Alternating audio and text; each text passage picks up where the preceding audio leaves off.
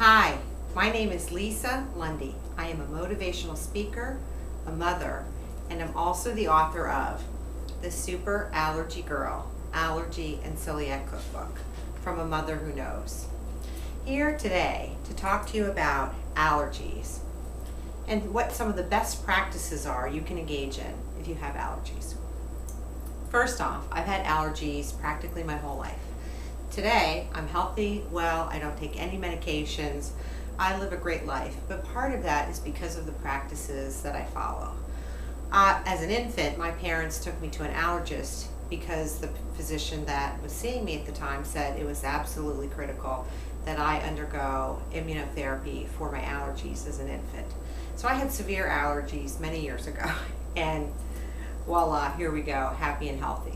So the first practice I would recommend, if you don't already have an air purifier in your home or where you live, to save your money, put it on your Christmas list, your birthday list, your wish list, to get an air purifier, a good quality air purifier that does not emit ozone gas, and put that wherever you sleep.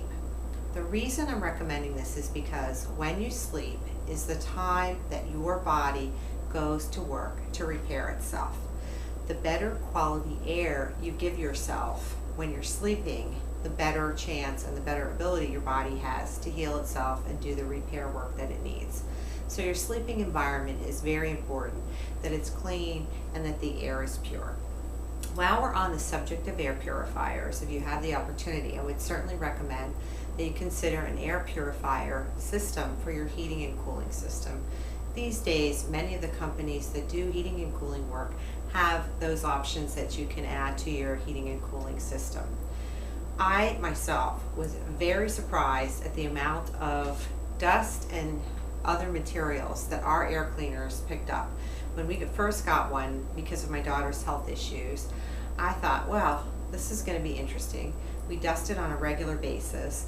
We hardly have any carpeting in the house and did a lot of Swiffering, dusting, mopping to keep things dust free. And it was really quite shocking to see what the air purifiers picked up in their filters. So number one would be, clean the air where you sleep. Make sure you're sleeping in a good environment. Number two, for sleeping, many companies now make certified protective covers that you can use to encase your pillows and your mattresses. If you have, issues with allergies, particularly with dust, oftentimes you also have issues with dust mites. These protective coverings are certified by different allergy organizations and foundations, are washable, and will protect you and reduce your exposure to dust mites. They're a very good investment, although it will cost you some money. The third suggestion for you, and this is not necessarily in your control right now, but when and if you can, reduce or eliminate carpeting. Unless you're using throw rugs that can be taken outside and aired, made out of natural materials like cotton or wool. Carpeting and rugs are a great place for dust mites, molds, and other particulate matter to gather. If you have allergies, best recommendation is always to go with a hardwood, a ceramic tile, as long as you're not using chemicals, or some other natural product.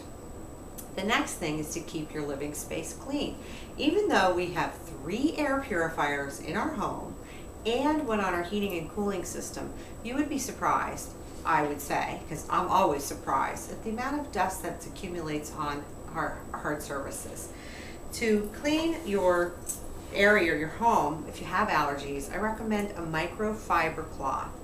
These cloths are great at picking up dust and even grime with no chemicals, no solutions needed. They're machine washable, so they're very green, environmentally conscious, economical, and allergy friendly.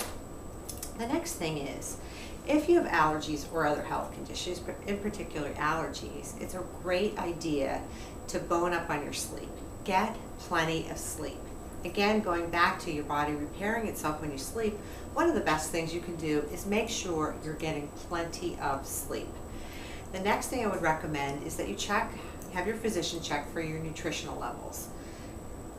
Vitamin companies and other marketing companies working in the healthcare arena have been saying for years the number of deficiencies that the American population has. So it's a standard known fact that people in America have nutritional deficiencies. If you have allergies or health condition, it's wise to meet with a physician, have that looked at, and see what you can do to work together to improve your nutritional status. Your body is like your car. If your car doesn't have gas or oil, how far do you actually expect it to drive? So when you take care of your body the way you take care of your car, you probably get better results. The next thing that I would recommend for people who have allergies is to cut out products that contain chemicals.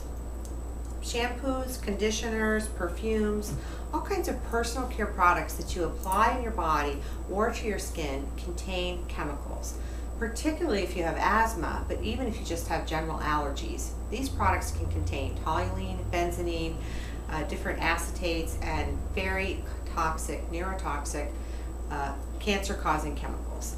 So if you have allergies and you want to have the best health, minimizing your exposure to chemicals is a great idea. The next thing is, if you don't have a physician that you really work well with, then go find another one. Use your people that are in your life that you work with, your neighbors, to find a physician who will work with you. There's many, many good practices that you can be engaged in that will help you have great health if you have allergies. And one of the better ones is to find a good physician that you can work with. The next thing is check out your attitude. Are you an optimist? Are you a pessimist? Or are you a realist? I often find that people who are realists are actually pessimists in disguise, because nobody really wants to say that they're a pessimist. If you're not an optimist, I would recommend that you get a book out of the library on positive thinking, or really reassess and reevaluate how you look at life, because studies have proven that the people who are looking at the bright side, the glass half full as opposed to half empty, tend to have more positive energy and better health. So it's something that's worth considering because it will cost you nothing and it might actually change your life. And the last thing I recommend is that you make a commitment to your health and well-being. Once you've made a firm commitment, other actions will come to your mind and you'll be able to figure out, where do you want to start? What's one thing you could do today? What's another thing you could do in 2 or 3 weeks? Rome wasn't built in a day, and nor will your allergies get better overnight. But if you engage in simple, ongoing practices with a commitment to your health and well-being, you'll be feeling great in no time. And that's what we're committed to. What you can do is go to my website to download a very short piece on what I just talked about, best practices for allergy sufferers. So you can go to my website, download free tips, practices, white papers, tip sheets, documents, and of course gluten-free, dairy-free, allergen-free recipes at www.thesuperallergycookbook.com, where we're committed to you having a great life.